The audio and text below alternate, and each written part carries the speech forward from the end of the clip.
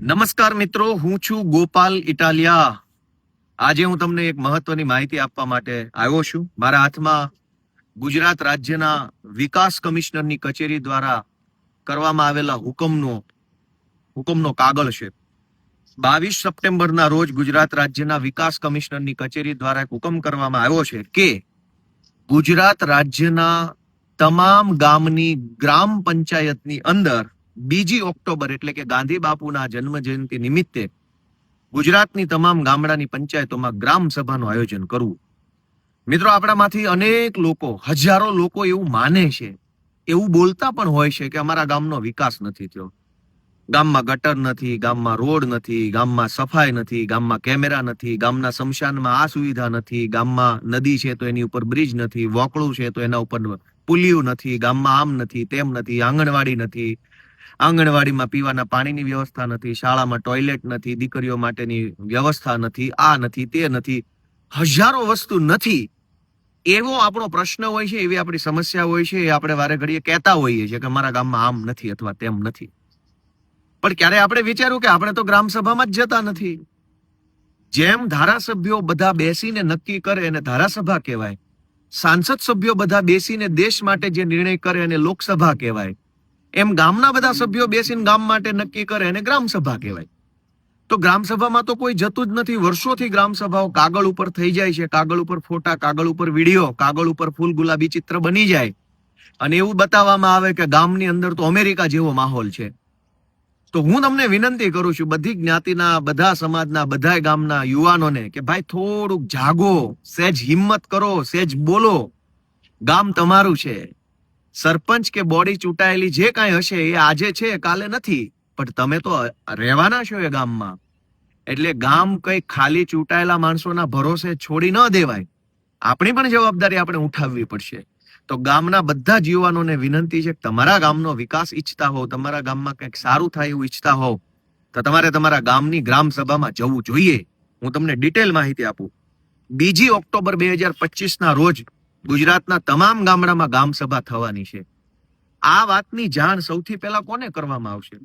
તો આની અંદર મુદ્દા નંબર 12 લખેલો છે. આ વિકાસ કમિશનરે મુદ્દા નંબર 12 લખ્યું છે કે જિલ્લા વિકાસ અધિકારી અને તાલુકા વિકાસ અધિકારીએ સંયુક્ત સહીથી ગ્રામ સભાનો કાર્યક્રમ અને સમયપત્રક બહાર પાડવાનું રહેશે. એટલે કે ટીડીઓ અને ડીડીઓ એ ભેગા મળીને, ટીડીઓ એ પોતાના તાલુકામાં, ડીડીઓ એ આખા જિલ્લામાં સંયુક્ત સહીથી નક્કી કરવાનું કે કયા ગામમાં કેટલા વાગ્યે ગ્રામ સભા હશે.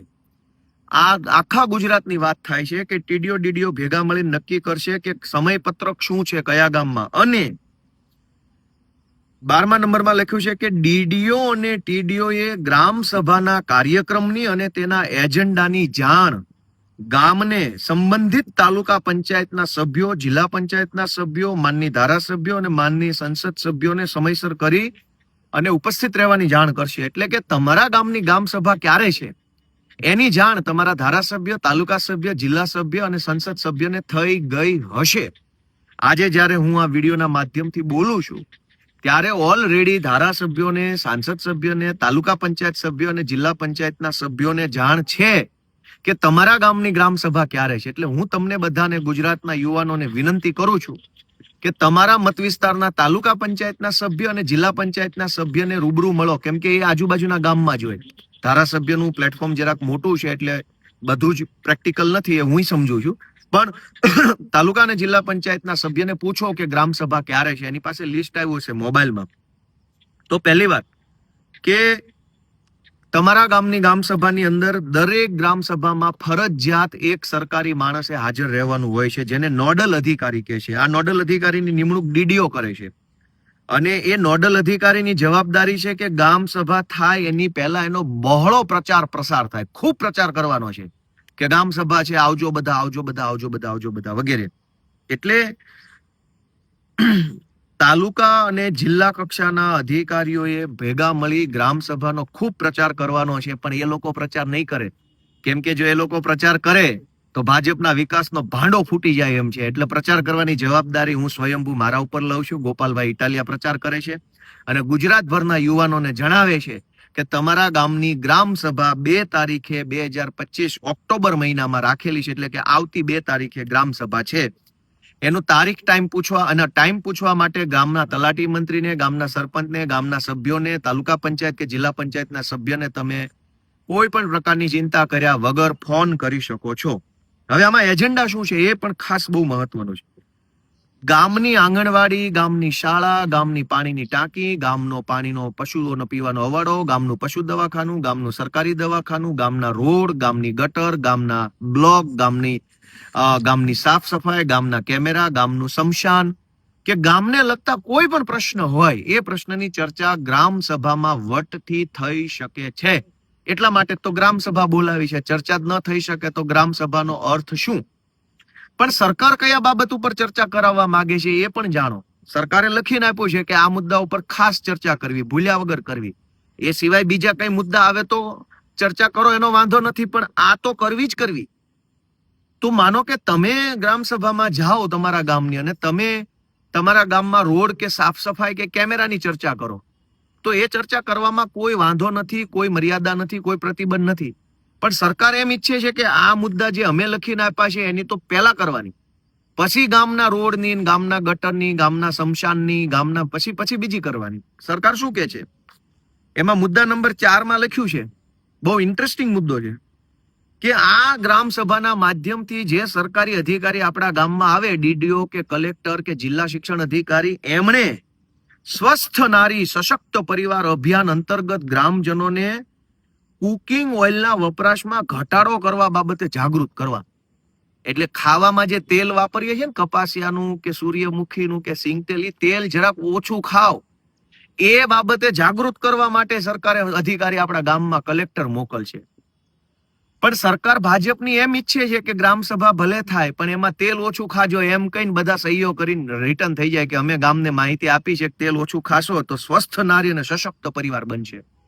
પણ ગામનો જાગૃત યુવાનીઓ જો ગ્રામ સભામાં બેઠો છે તો એ તેલના ભાવે પૂછશે, મગફળીના ભાવે પૂછશે, ટેકાના ભાવે મગફળી કેટલા રૂપિયામાં છે, બજારમાં કેટલા રૂપિયામાં છે, સિંગતેલ કેટલા રૂપિયામાં મળે છે, પહેલા કેટલા રૂપિયામાં મળતું, એ પ્રશ્ન પણ પૂછશે. ભાજપની સરકાર એટલું જ ઈચ્છે છે કે કલેક્ટર તમારા ગામમાં આવશે અને તમને સમજાવશે કે તમારે તેલ ઓછું ખાવું જોઈએ. શું કામ? તો કે તમે તંદુરસ્ત રહ્યો એટલા માટે. પણ સરકાર તો આવા ફાલતુ સવાલો લઈને વિધાનસભામાં આવે છે, ગ્રામ સભામાં, લોકસભામાં બધે આવું જ હાલે છે, દે ધનાધન. તમે જાગૃત હશો, તમે સક્રિય હશો, તમારા ગામમાં તમે રસ લેશો તો તમે વ્યાજબી સવાલ પૂછી શકશો, અને વ્યાજબી સવાલ પૂછશો તો કાં તો વિકાસ થવાની શરૂઆત થઈ જશે ને કાં તો વિકાસનો ભાંડો ફૂટી જશે. બીજું સરકારે શું કીધું છે? 5મા નંબરનો મુદ્દો છે કે ગામના સર્વાંગી વિકાસ માટે બાળ અથવા બાલિકા સભા કરવી. એટલે કે નાના નાના બાળકોની સભા કરવી અને એને વિકાસ સમજાવવાનો છે. 5મા નંબરના મુદ્દામાં લખ્યું, ગામના સર્વાંગી વિકાસ માટે સમાવેશી અને સહભાગી આયોજન સુનિશ્ચિત કરવા માટે ગ્રામ સભા પહેલા ઓછામાં ઓછા 4-5 દિવસ પહેલા બાળ અને બાલિકા સભા અને મહિલા સભાનું આયોજન કરવું.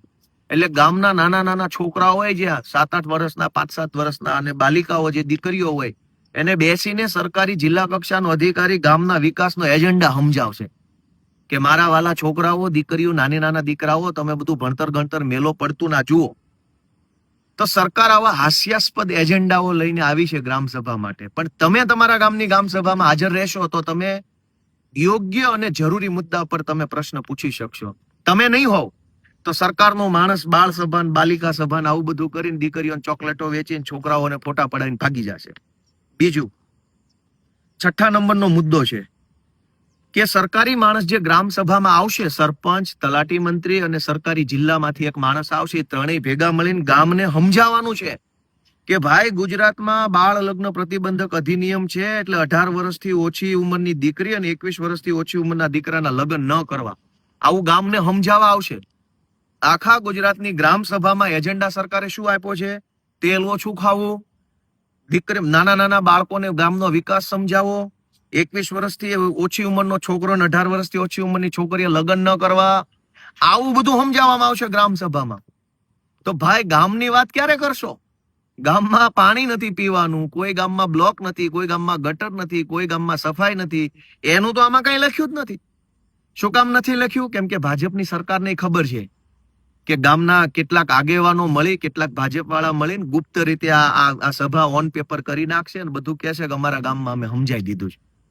પણ તમારા જેવો યુવાન જો ગામની ગામ સભામાં જઈને બેઠો હશે ને તો એને પૂછવું જોઈએ કે ભાઈ 18 વર્ષથી ઓછી ઉંમરની દીકરીના લગ્ન ન કરવા એવું તમારે અમને સમજાવવાની જરૂર નથી. તમે અમને એનો જવાબ આપો કે અમારી દીકરીઓને કોઈ લુખ્ખા લફંગા છેડતી કરે અથવા ભગાડી જાય અથવા એને ફોસલાવીને લઈ જાય ત્યારે કેમ તમારી પોલીસ કે તમારી ભાજપની સરકાર અમને મદદ નથી કરતી?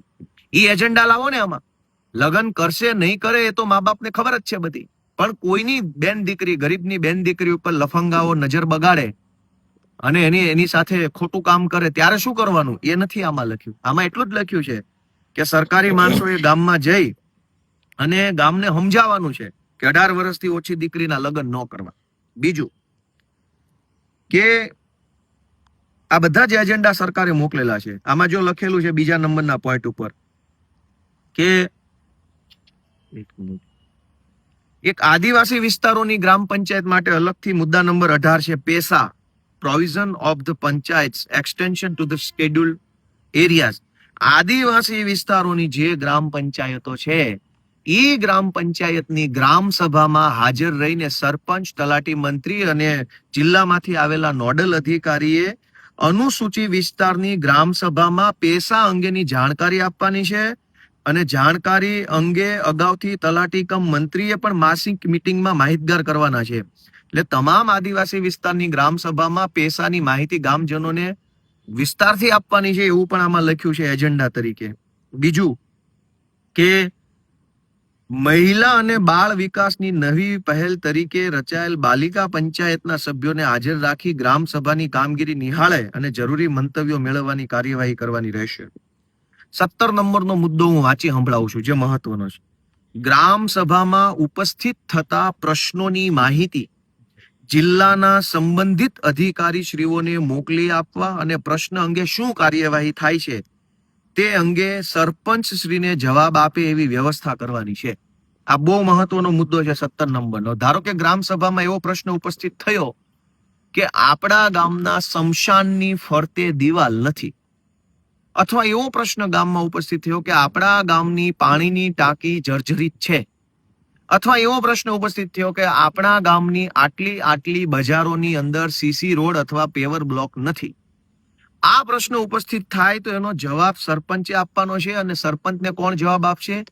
જે તે વિભાગનો જિલ્લા કક્ષાનો અધિકારી જવાબ આપશે. એવું આ રાજ્ય સરકારના અધિકારી છે વિકાસ કમિશનરે આ લખીને આપેલું છે. ધારાસભ્ય તરીકે મને જાણ કરવામાં આવી છે પણ પછી પબ્લિકને કોઈ જાણ નથી કરતું.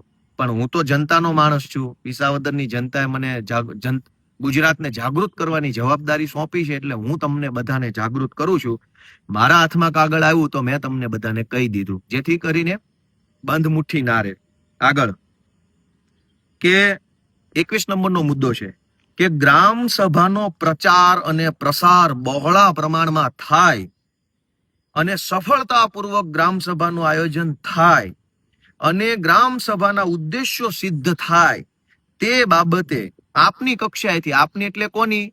કલેક્ટર, ડીડીઓ અને ટીડીઓની કક્ષાએથી જરૂરી સૂચના અને પરિપત્રો કરી ગામ સભાને વધુ શક્તિશાળી બનાવવાની દિશામાં સહયોગ કરવો. પણ કોઈને કહેવામાં નથી આવતું. દોસ્તો, તમારા ગામની ગ્રામ સભામાં તમારે હાજરી આપવી ખૂબ જરૂરી છે.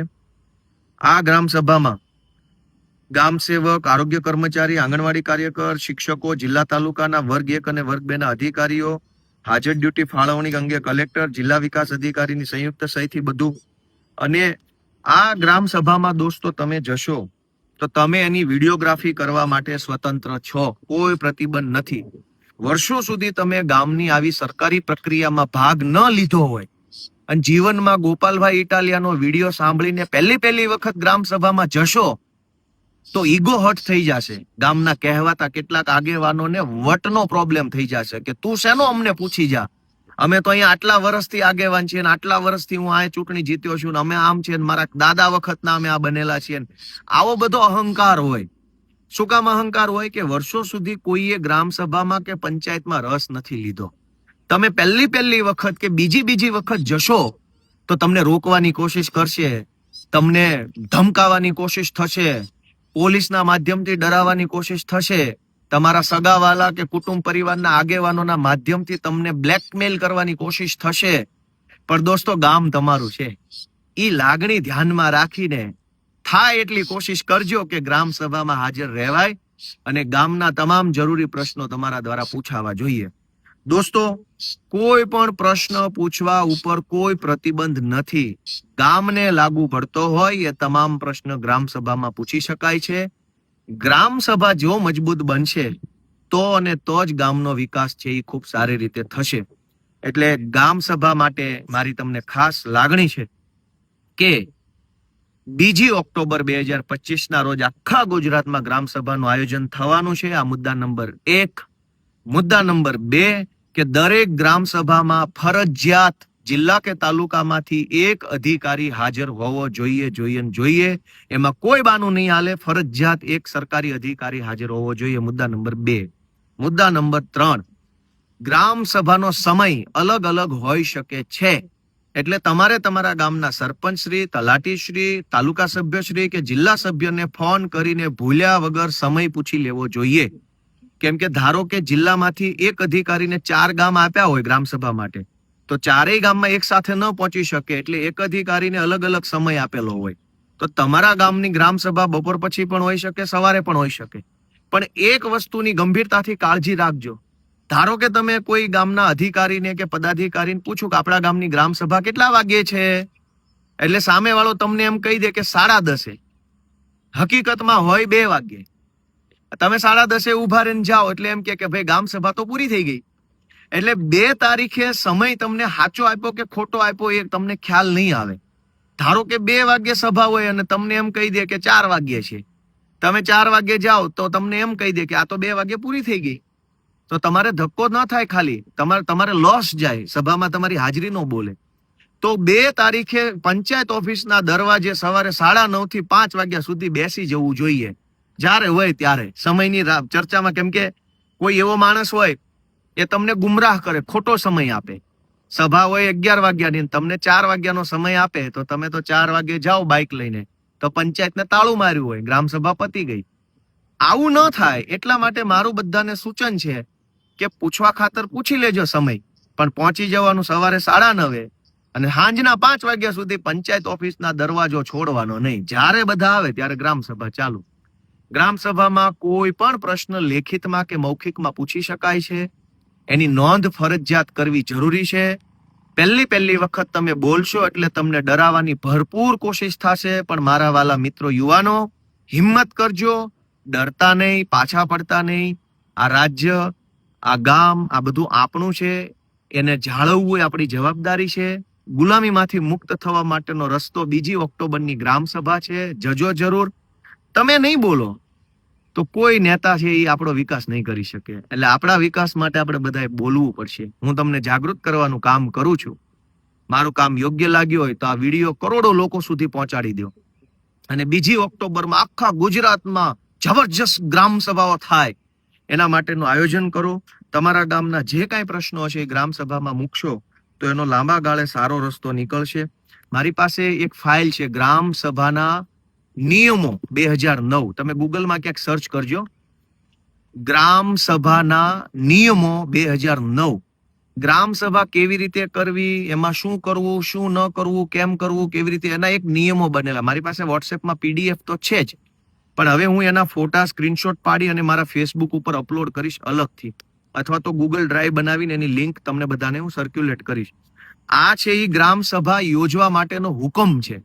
પણ ગ્રામ સભા કેવી રીતે કામ કરશે એના નિયમો 2009માં બનેલા છે. એ નિયમો પણ હું તમારા સુધી પહોંચાડીશ. તમે આ વિડીયો કરોડો લોકો સુધી પહોંચાડો. ગામની બધી જ્ઞાતિના યુવાનો ભેગા મળી અને આ વખતે ગ્રામ સભામાં મજબૂત રજૂઆત કરવાનો આયોજન તમે બનાવો. તમામ જ્ઞાતિના 10 જુવાનીઓ પોતાના ખંભા ઉપર જવાબદારી લઈ લે કે મારા ગામની ગ્રામ સભામાં હું જઈશ અને હું પ્રશ્ન પૂછીશ ને મારા ગામમાં તમે ત્યાં કેટલો ખર્ચો થયો, કેટલી ગ્રાન્ટ આવી, કયા વિગતે કોના કેટલા બિલ ચૂકવ્યા, બધું પૂછી શકો. અને એને તમને બતાવવાનું હોય સામે ચાલીને, ગ્રામ સભામાં 1 વર્ષમાં કેટલા પૈસા આવ્યા, કેટલો ખર્ચો થયો, કયા કામ પાછળ કેટલો ખર્ચો થયો, એ ખર્ચો કર્યો તો એમાં કઈ કઈ કંપનીઓ, કઈ કઈ એજન્સીને. ધારો કે ગ્રામ પંચાયતમાં તમે ગ્રામ સભામાં ગયા, તમે પૂછ્યું કે આવક કેટલી થઈ, તો પંચાયત એમ કહી દે કે 25 લાખની આવક. ખર્ચો કેટલો? તો એમ કહી દે કે 18 લાખનો ખર્ચો. તો તમે એ પણ જાણી શકો કે એ ખર્ચો થયો તો રેતી કેટલાની આવી, રેતી કોની પાસેથી લીધી, લાઇટનો લેમ્પ આવ્યો તો લેમ્પ કોની પાસેથી લીધો, કઈ કઈ એજન્સી કઈ દુકાન પાસેથી લીધો, તગારા ખરીદ્યા તો તગારા કોની પાસેથી લીધા, તમે ગામમાં સાવરણા ખરીદ્યા, ઝાડુ તો ઝાડુ કઈ દુકાનેથી લીધા, કેટલા રૂપિયાનું એક ઝાડુ લીધું, એ બિલ પણ જોવા માંગી શકો. ત્યાં સુધીની વસ્તુ છે. એટલે ગ્રામ સભા એક ખૂબ સારી વ્યવસ્થા છે. જો તમે એમાં રસ લેશો તો તમે તમારા ગામની ગ્રામ સભામાં નહીં જાઓ તો કાગળ ઉપર આ જે એજન્ડા ભાજપે લખીને આપ્યા છે કે ભાઈ તેલ ઓછું ખાવું, ખાવામાં તેલનો વપરાશ થોડો ઘટાડવો, દીકરીઓના લગ્ન 21 વર્ષ સુધી ન કરવા, બાળકા નાના નાના બાળકોને ગામનો વિકાસ સમજાવો, આ બધું કાગળ ઉપર લખી મસ્ત ચિત્ર બનાવી કે ગુજરાતમાં તો કેનેડા કરતા તે સારી વ્યવસ્થા ગામડાઓમાં છે, આવું લખીને બધા અધિકારી જતા રહેશે, એકાબીજાની પીઠ થાબડશે, ટીડીઓ ડીડીઓને વાહવા કરશે, ડીડીઓ ટીડીઓને વાહવા કરશે, થઈ ગયો ગામનો વિકાસ. ખરા અર્થમાં ગામનો વિકાસ કરવો હોય તો 2 ઓક્ટોબર તમારા ગામમાં સવારે 9:30 થી સાંજના 5 વાગ્યા સુધી ગ્રામ પંચાયતનો ડેલો એનો ગેટ છોડતા નહીં, તો તમારા ગામનો વિકાસ થશે. ભગવાન આપણને ખૂબ શક્તિ આપે. આ નવલા નવરાત્રીમાં માતાજીને પ્રાર્થના કરીએ કે આપણા ગામની ગ્રામ સભાના માધ્યમથી ગામનો વિકાસ થાય. જય મા અંબે.